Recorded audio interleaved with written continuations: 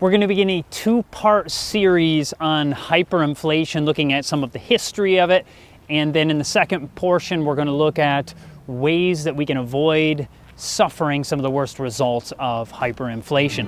Hey everybody, Chad Cruiser here with Health and Homestead. We're going to start with the most notorious history of hyperinflation, and that was the Weimar Republic. So during World War I, Germany went into various European countries. They stole all kinds of things like their art, they stole their gold, various things. They brought these things back to Germany. Finally, the Allied powers ganged up, they came back and they put a stop to this and they won the war, and then they wanted to punish Germany for their involvement in this war, and so Germany signed the Treaty of Versailles. And what happened was they had to pay back nearly $270 billion in today's currency anyway, of gold-backed marks. And so you can imagine how difficult this was for Germany to have to deal with. Now the basic idea was they were trying to spur on the economy in Europe again. And so what happened was, as they were shipping it over, they were shipping over gold, but people just weren't using it all that much. They were saving it because of the difficult times they were in.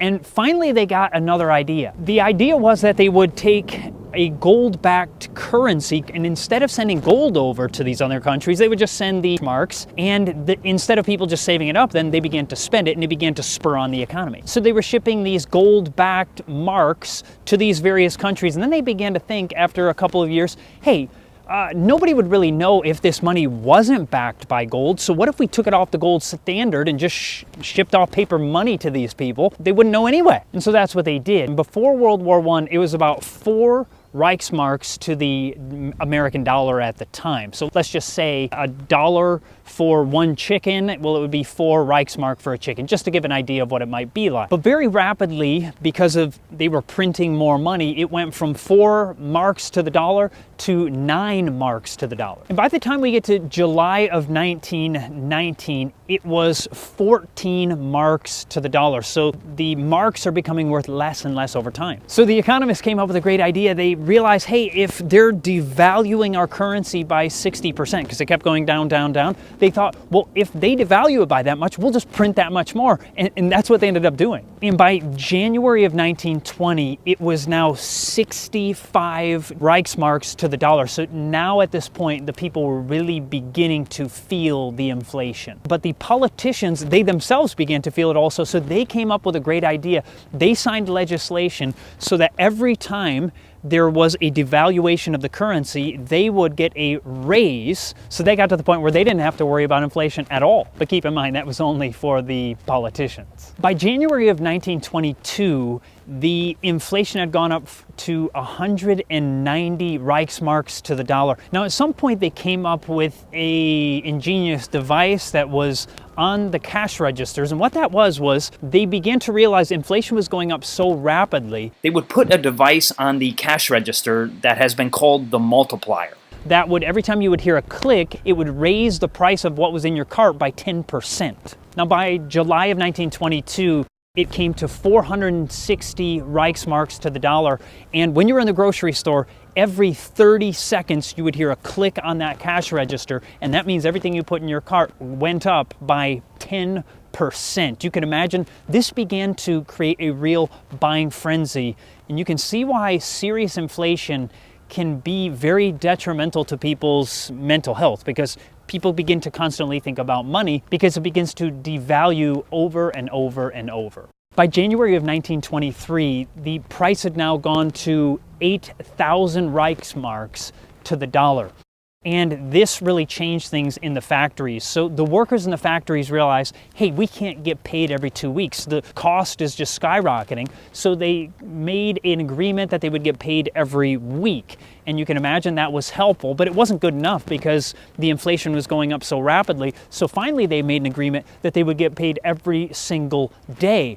But like I said, it's going up every 30 seconds, 10%. Finally, they made a contract that they would get paid every single hour. And I've heard the story go that they would take every single hour of that money, they would run outside of the factory or the place that they were working, and they would give that money to their wife or whoever it was, and they would rush to the store to buy something before the prices went up. I mean, they were still going up on the way, obviously, at this point, but you can imagine the frenzied living experience that people must have been going through at the time. This began to create a serious problem for money printing.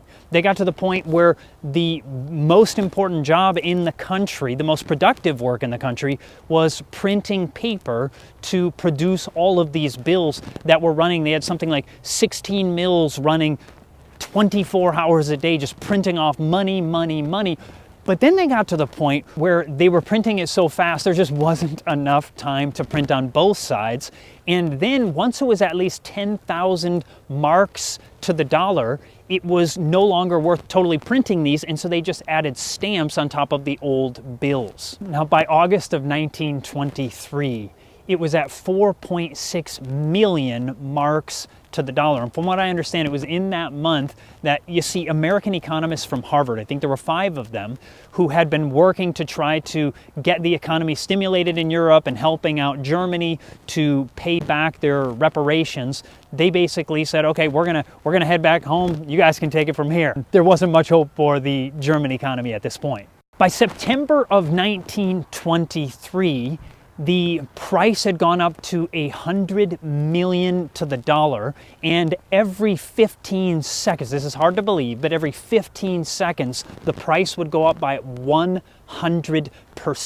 I mean, you can understand why this is called hyperinflation. And by October of 1923, it was 25 billion Reichsmarks to the dollar, and it might be hard to believe that it could be inflating this bad. Finally, by November of 1923, the Reichsmark had gone from 4.2 trillion marks to the dollar.